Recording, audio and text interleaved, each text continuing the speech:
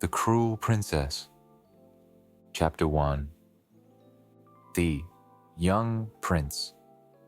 A young prince lived in one of the wide Chinese kingdoms. He was known for his cleverness, intelligence, and benevolence. In spite of his young age, he was clever in war arts and in music. He also mastered many professions and skills. He was known everywhere and his people loved him very much. The Sad Prince. This prince was named Kosa. People thought that he was the happiest prince of his time, for he was distinguished for many characteristics. You may be astonished if I tell you that this young prince was really sad. He never enjoyed food or drink and lived in anxiety and pain. 3. Cause for sadness. You may ask about the cause of the misery of this benevolent young prince. It was that the prince was so intelligent, wise, and ugly-faced. He was the ugliest person of his time. His people forgot his ugliness and only remembered his good manners and deeds. 4. Between the king and the prince. When Prince Kosa became a youth, his father, King Akaka, said, "Now, I'm an old man, my dear son. I'm approaching death. You are the crown prince and king of this kingdom after me. I want to see you married to a girl you choose from the princesses." Prince Kosa said, "I won't think of marriage, my father. No girl might accept to marry an ugly youth like me." King Akaka said, "No, my dear son. All people of the kingdom like you for your wisdom and cleverness. Don't hesitate to choose a princess." 5.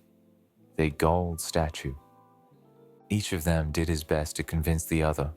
They had long talks every now and then. But this was useless. When Prince Kosa got annoyed by these conversations, he put up a clever plan to get out of this deadlock. He made a gold statue, which was very beautiful. When he finished it, he went to his father and said, "Father, if we find a girl who is of the same beauty as this statue, I'll obey you and marry her." 6. Messengers of the King.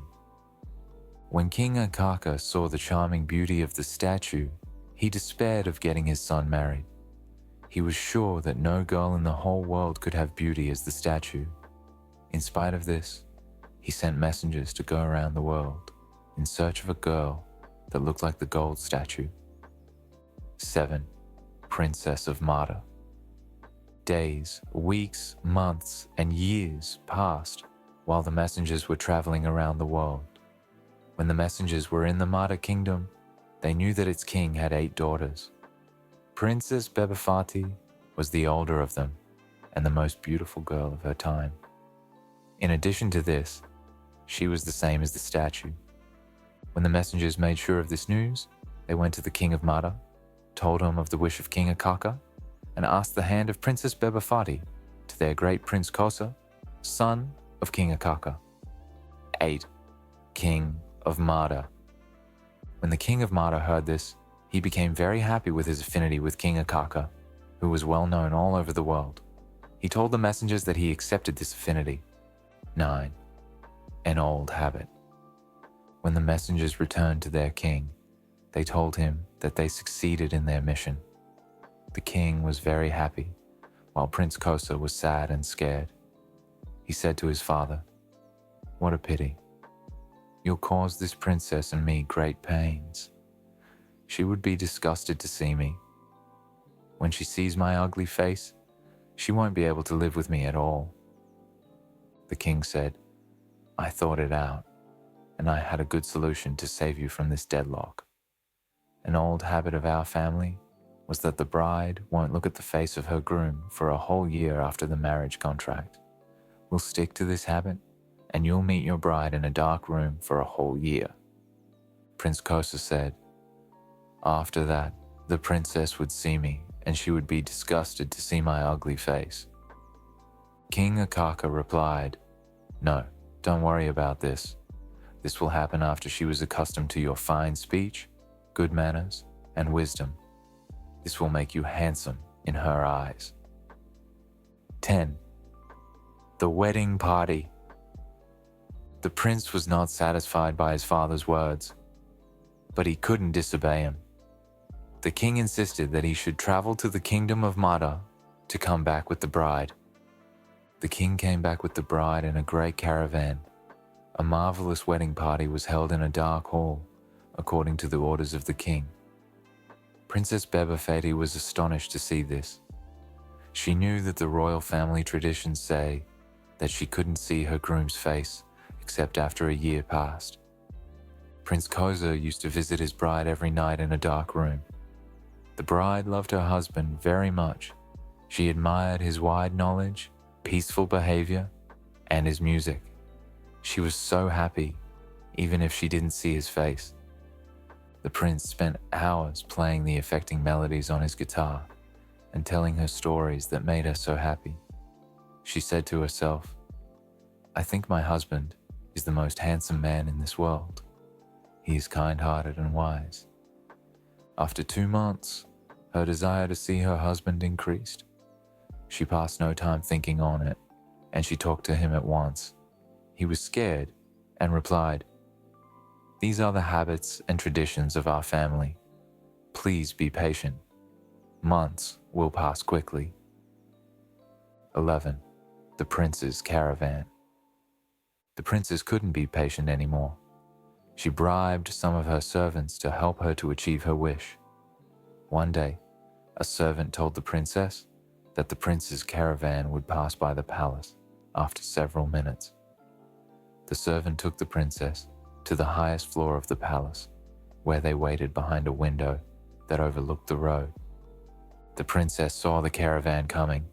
Flags and banners were waving, and people threw colored flowers at the feet of the prince, who was riding a white elephant. They also shouted to salute him. 12. The princess returned. As soon as the princess saw her husband's face, she was disappointed. Her fear was doubled. She cried, "No, this is not my husband." But when she calmed down and was sure that this was really Prince Kosa, she decided to escape from his ugliness and go back to her country. King Akaka wanted to enforce her to remain, but Kosa asked him to leave her. The princess got out of the palace surrounded by soldiers to go back to her country. The prince was so sad that she forgot his noble behavior, his kindness, and remembered his ugly face only. Chapter 2. 1. At midnight, the prince was very sad to be far from his wife. He thought of traveling to the kingdom of Mada. He changed his clothes, put off the clothing of a prince, and put on the clothing of a peasant. He took his guitar and traveled. After several days of hard travel and sleeping in the open air, he arrived at the princess's palace at midnight. He started to play some melodies that the princess liked. All those in the palace got up. All of them thought that they were dreaming. 2. The princess was angry. The princess got up when she heard the music. She sat on her bed and listened. She instantly expected that Prince Kosa had come to her country to enforce her to go back with him. She imagined his ugly face and became very angry. She knew that her father would enforce her to go back with the prince. In fact, Kosa didn't mean that. He just wanted her to go back with him without any pressure. So he moved secretly without telling anyone about his journey. He hoped no one would know about his presence, except his beloved wife. So, he wanted to send her a keepsake that no one knew but she. 3. At the potterer's. In the early morning, the prince went to the pottery of the city.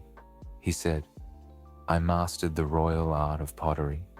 Do you promise me, if you like my art, to take my masterpiece to the royal palace?" The potterer said, "If your skill deserves this honor, I'll do this instantly." The prince started to work and he made wonderful cups. The potterer admired Kosa's skill very much and said, "I'm happy to take these royal pieces of art to our great king." He was known for encouraging talented artists. 4. The king was happy. The potterer took the cups to the royal palace. The king admired them very much. He asked the potterer to take 1,000 dinars to the artist who made these cups. He also sent him a gift, 8 cups were sent to him as a gift from the 8 daughters of the king. 5. The cruelty of the princess. When the king gave the gifts of the unknown potterer to his daughters, all of them were happy. But the cruel princess was sad as she discovered that the skilled potterer was her husband. She felt shame and returned the cup to the potterer with a message saying, "Take this cup to its blatant maker, threw it in his ugly face. Tell him that I won't accept anything he would make." 6. Farewell to the potterer. The prince became very sad to hear this message from the potterer. He said to himself, "Alas, she still despises me for my ugly face, but I won't lose hope. She may change her mind if she saw me in front of her. She may feel that she was so cruel and regret it." He decided to work in the royal palace. He gave the 1,000 dinars to the potterer as a gift and departed. 7. At the kitchen of the palace.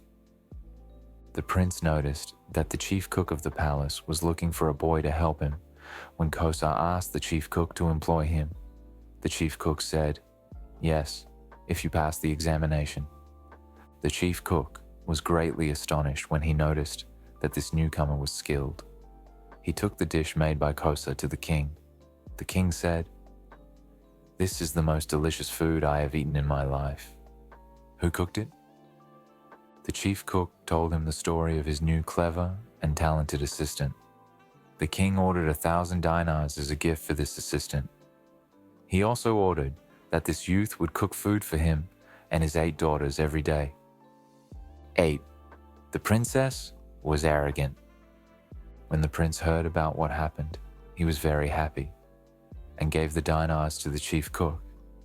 He thought that his efforts won't fail. Some hours later, the princess, by chance, saw her husband in the uniform of a cook.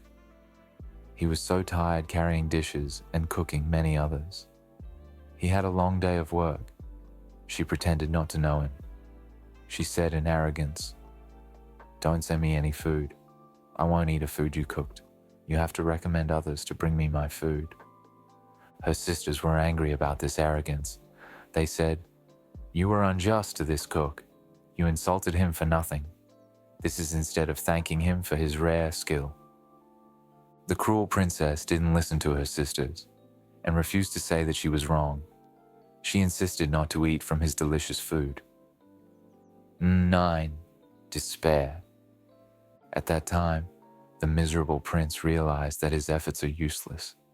He said to himself, "I did my best, but I achieved nothing. This cruel princess was interested in appearance only. I'll leave her and go away without regret."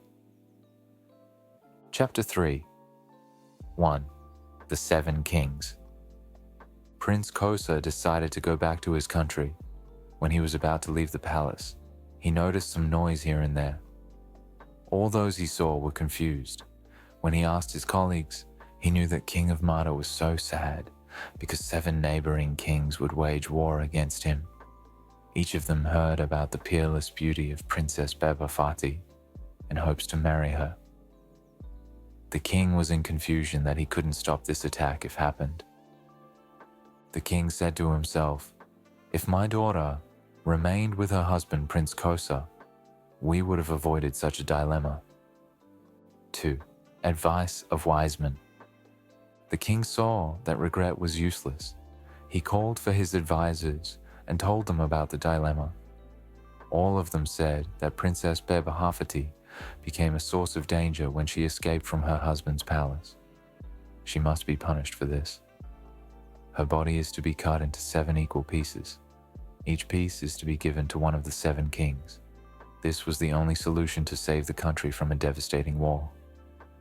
This bad news spread in the royal palace and scared all people in it. 3. Advice of Kosa. While the king was sitting alone and thinking, Kosa went to him with the uniform of a cook. He said, "My lord, give me permission to defeat those wicked kings or die in defending you." The king was astonished and shouted, "What do you say? Could a servant like you fight 7 kings?" The prince had to tell his story to the king. The king called for his daughter and asked her about this story. When he was sure that the prince's words were true, he was astonished.